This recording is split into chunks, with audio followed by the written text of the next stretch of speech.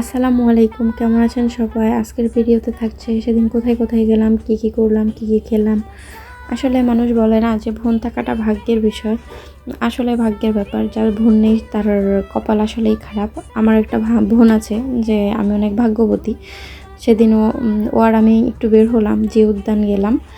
জিয়া উদ্যান গিয়ে কিছুক্ষণ পিকনিক করলাম, করে তারপরে বের হব। ওই সময় দেখলাম পাশে একটা মামা আম বিক্রি করতেছে, কাঁচা আমের ভর্তা।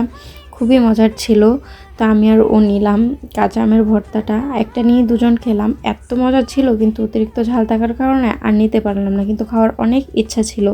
তারপর সেখান থেকে বের হয়ে গিয়ে আমরা সংসদ ভবন গেলাম। সংসদ ভবন থেকে ওখানে গিয়ে আমরা একটু চা খেলাম। চা খেয়ে আস্তে আস্তে সামনে গেলাম। সামনে গিয়ে দেখলাম আবার সামনে পড়লো সেই কাচের চুড়ি।